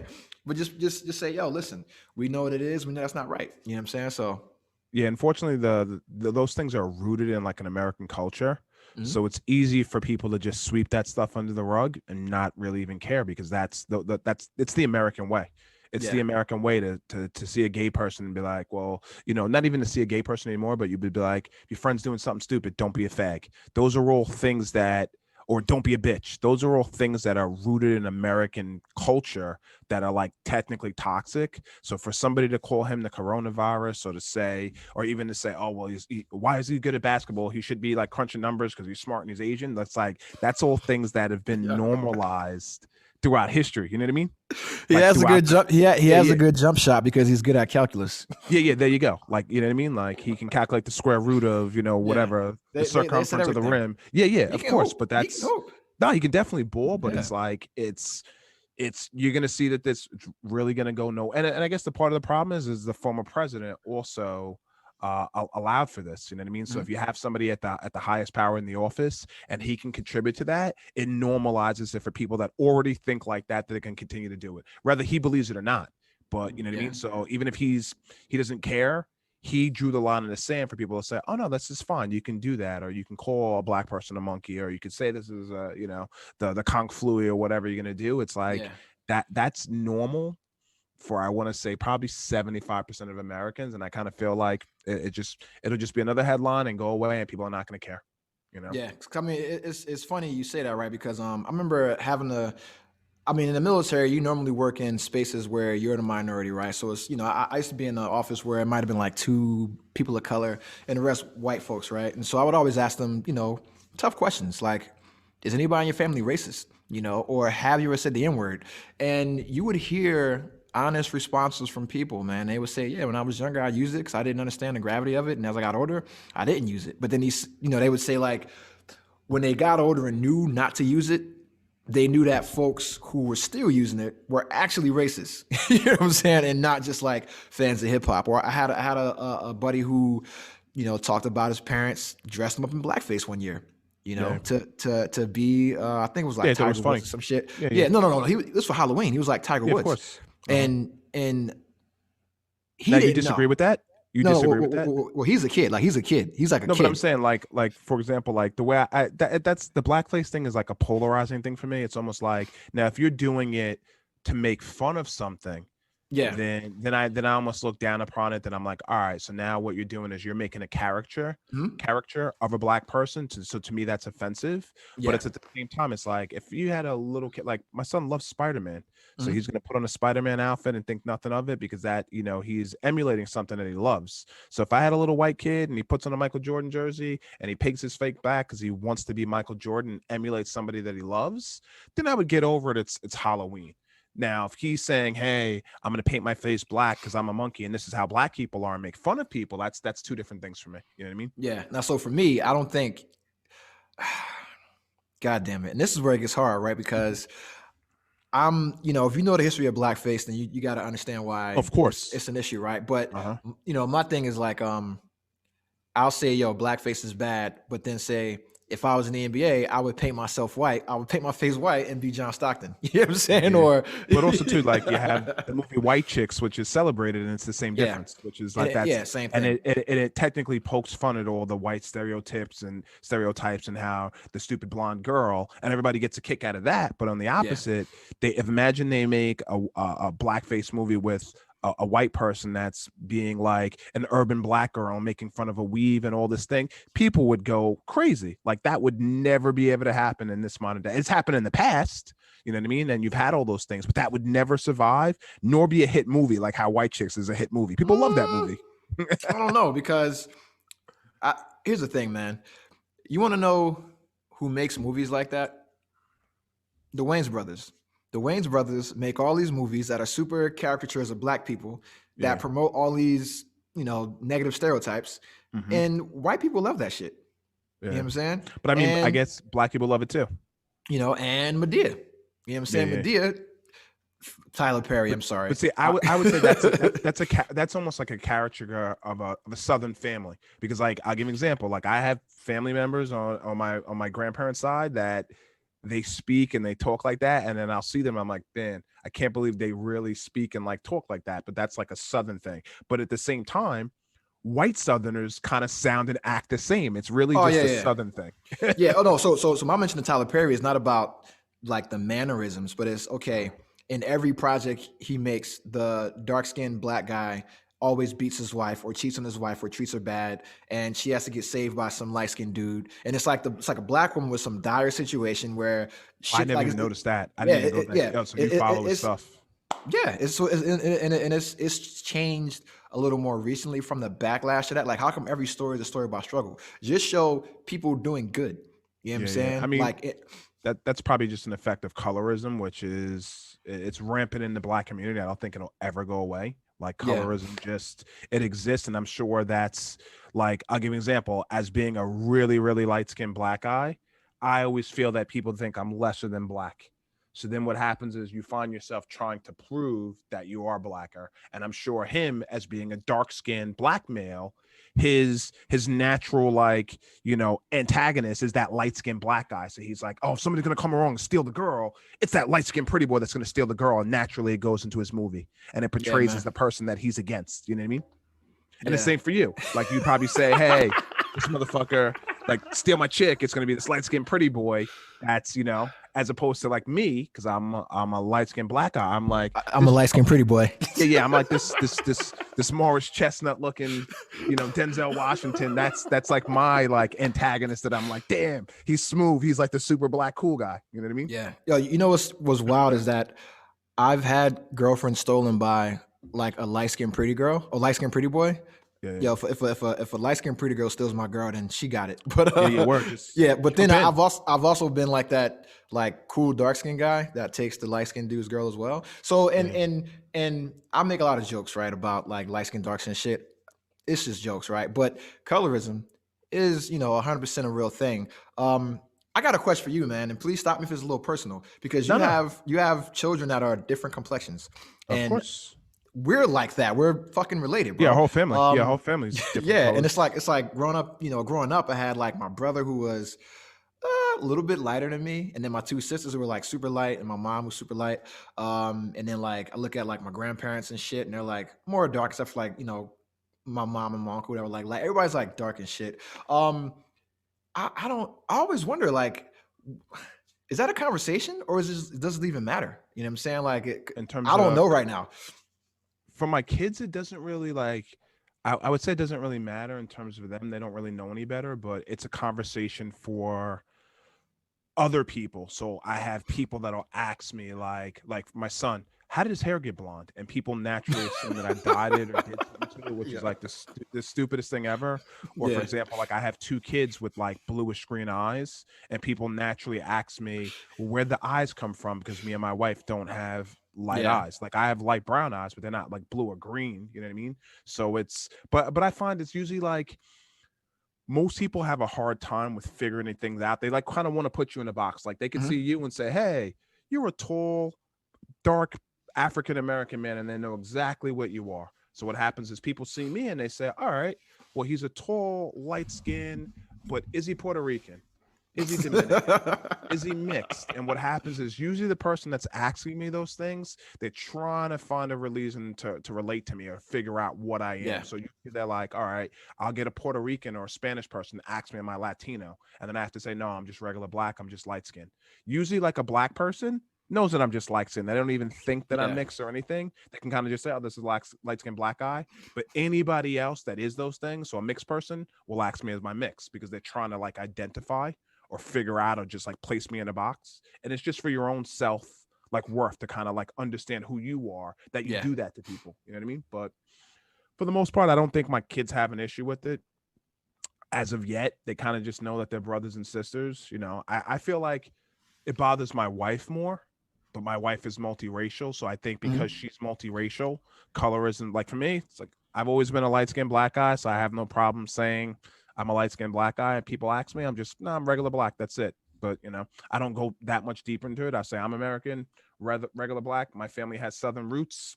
That's about as far as I go. Yeah. You know? It's like, yeah, you can do the math. yeah. I'm just like, that's about it. But it doesn't really bother me. But I guess, I don't know. I guess for my kids, they're going to have to find their way in the world. Like, it's like different. Like I'll give an example. My eldest daughter, she's like extra black and she's drawn to black culture and she's the lightest of everybody. Yeah. So she wants to wear weave and put braids in her hair and layer edges. Whereas like my middle daughter, that's dark skinned, she could care less about it and that stuff. Like she's not, it doesn't really define her. You know what I mean? Yeah. But I think for my oldest, like she's finding herself that she's like, well, I am a black woman. So she's drawn to like essentially more black culture, you know? Yeah. And in a white school. Like they go to the school's predominantly white, where I'm like, where would she figure out how to lay her edges and do all this stuff? Because none of her friends are going to do that. They're all white kids, blonde hair, blue eyes. I want to say there might be 10 black kids in the school total. You know what I mean?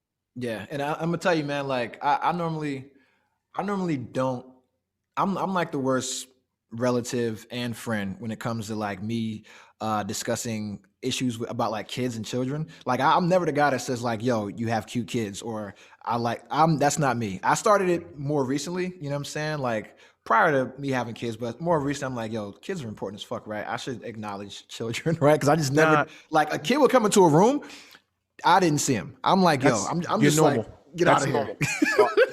You know what you are is like, you're a man's man. I was the same way. I never held a baby, touched a baby. I have nephews and nieces, and they were like my sister, my stepsister had kids extremely young. So I was an uncle like when I was like 23. I never touched the kid, held the kid until they like old enough that they can walk and talk with me. Then I'm like, I'll take them out to McDonald's. It's just kids just weren't for me. They kind of annoyed me. As I approached parenthood and became a parent, I realized, wow, how happy they made me. So now I notice a child or a baby. But I was the guy that I'd be in a restaurant. I'd be like, who the fuck brings their kid to a restaurant? I'm like, that's stupid. I'm like, get a babysitter. Oh my God. Like it just didn't dawn upon me that like they were like little people. That's normal for most men. You know what's crazy is like, so I was telling you earlier, like we was on the fucking on the chat and shit, man. I was like, yeah, I was feeding my daughter today, bro, and I started fucking tearing up and shit. And I'm like, what the fuck is wrong with me? I got like PMS or some shit, and I'm sitting there and I'm like, I'm sitting there feeding my daughter, I mean, my daughter's like 7 months and shit. And it's like, she's not going to have any memory of any of this. Like most people, like your memory starts to be recallable around like 4 or 5. So like when you're like in the school years, right? And that's You don't when remember shit anything ramps before up. that? Hell no. I do. I don't remember shit, bro. You remember being a baby? No, I have memories from when I'm 3 years old, brother. Yeah, that's like preschool. You know what I'm saying? 2, 3. Yeah. Yep, 2, 3. I have memories from. Yeah, because I don't think that you can actually develop memories until you can have a conversation. That's just me, because you got to know how to be able to formulate and express these ideas until babies can actually do that shit. Memories are just pictures and flashes. But it's like, yo, I'm sitting there, feeding my daughter, I'm changing her diapers, all this kind of shit, right? And I'm like, the period of time you can do that is so small. And then when you miss it, and you never get it back. And I'm like, now we have like, you can plot a cell phone, just take a picture or a video and send it to, everybody in the world, your entire family. But it's like, yo, back when we were growing up, and even before that, like taking a photo was a fucking luxury. You know what I'm saying? Like taking a photo and going to get developed, that was like a luxury item. You know what I'm saying? It's like, fuck, man. I really don't have like a lot of pictures of myself when I was a kid. Like when I was like 4 or 5, there's plenty of, but like a baby, I don't think I existed. I'm like, Yeah. I don't remember it. I just kind of showed up like Cal L, 4 years old, like, yo, I can read. You know what I'm saying? That's kind of like my brother Steven, same thing. There's no photos of him because it's, when you're close to the baby, the novelty wears off. So I'll give an example. Yeah. Like I love all my kids the same, but my first kid, I have every aspect of everything that she ever done. Like I got the first time she walked, talked, farted, pooped, used the potty. Everything is recorded and documented. By the time I get to my second kid, I have her just swimming. Like, and now I'm on my fourth kid.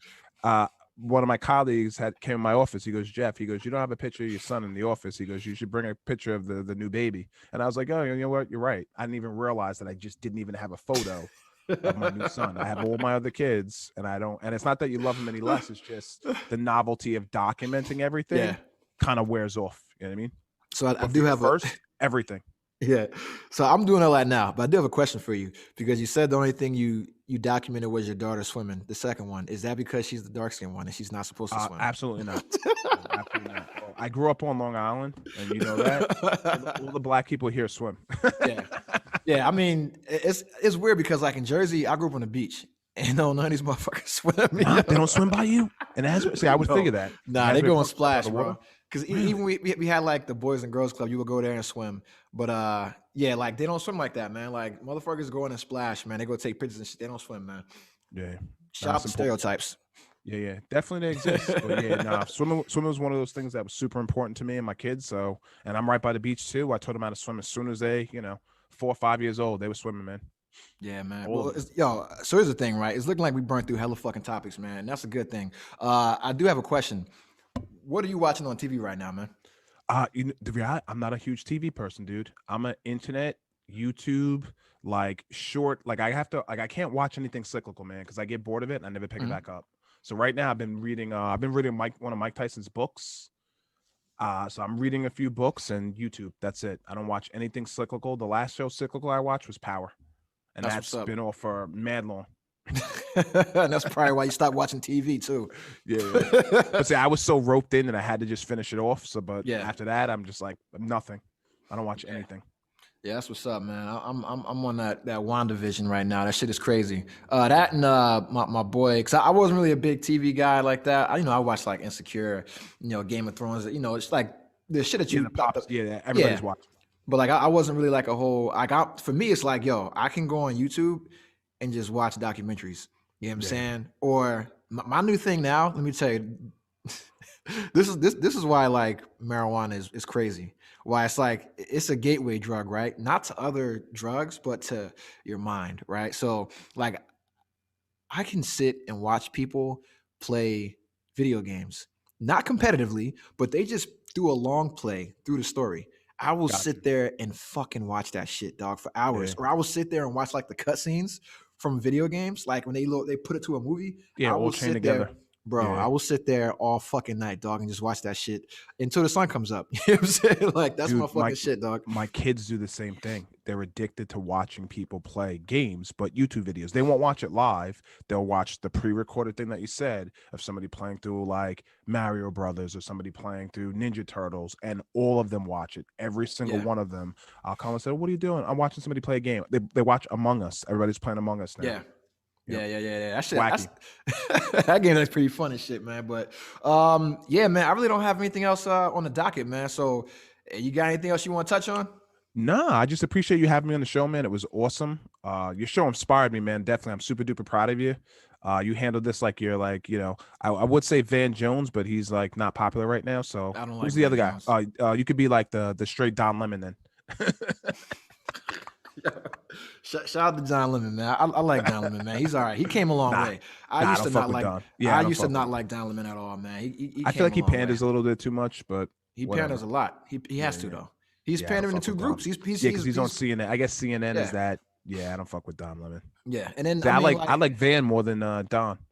Yo, Van is always out here caping for fucking Trump, dog. I recall when he was like, "That's the moment when he became presidential." And then now, when he threw the cry out, I was like, yeah. And then when Trump lost and then Biden won, he was like, "Oh, now I can tell my kids that they got somebody to be proud of." And like, get the fuck out of here, man. Like you caping, bro. You know what I'm saying? He did do some work with police reform, prison reform, but the shit that the Trump administration did really wasn't that great. You know what I'm saying? But that's for a whole other topic. And Van Jones, if you're listening, eat a dick. Yeah, man. But go ahead, bro. No, I was going to say Trump administration, much as everybody hated it, was a necessary evil because I don't think you see as much changes that we're getting right now. We would have never saw under an Obama administration. As much as I like to say they would have fixed things, you would have been. You need that radical for people to actually wake up and realize that, hey, shit's crazy. Like that's when I had a lot of people that I had respect for that finally came out and said, you know what, we kind of understand what it's a little bit like to be a minority after seeing this, Well, you would have never got that before. Yeah, definitely wake up call. And I think it let me, it just reaffirmed the beliefs that I already had in my head about a lot of my coworkers and shit like that. That, you got some that are cool and you got some that there's a reason why you don't fuck with them. And then when this shit happened, the reason why I didn't fuck with them, was exposed. The ones that were cool, they remain cool. You know what I'm saying? But I mean, I don't know, man. I'm pretty hopeful about the new administration. Vice President Harris, soon to be President Harris, in about I think so too. They're about to chip off that dude. He'll be chipped. I mean, Biden is just old, bro. Like he should enjoy his time with his family, man. Get his 4 years in. And you got Vice President Harris, and then she can grab AOC or Stacey Abrams, all female ticket. I'm good. You got my vote. You know what I'm saying? You know what's funny? I don't think I'll ever see it happen. They would get my vote too. It's too much for America. This short. It would shock me. That would be the biggest upset in history, but I don't think we're ready for that yet. I mean, I think you know what, and all right. I think two black women be too much. I think if they got a Hispanic woman in the mix, that might, that's enough. That's enough to shake up a lot. You have a lot of upset people, bro. You think they stormed the Capitol over Trump? Oh, they start killing people. Yeah, if you had like all women cabinet or like woman vice president, and like the fucking secretary of state's woman as well, this fucking country, it loses fucking shit, man. Yeah, it would.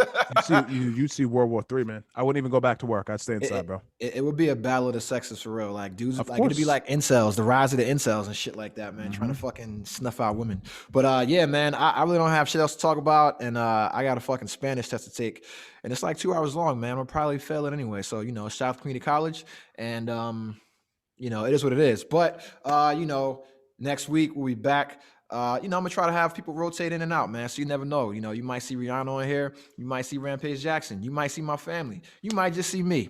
You never know, man. But you got any last words to say before you out? No, I just said appreciate you having me.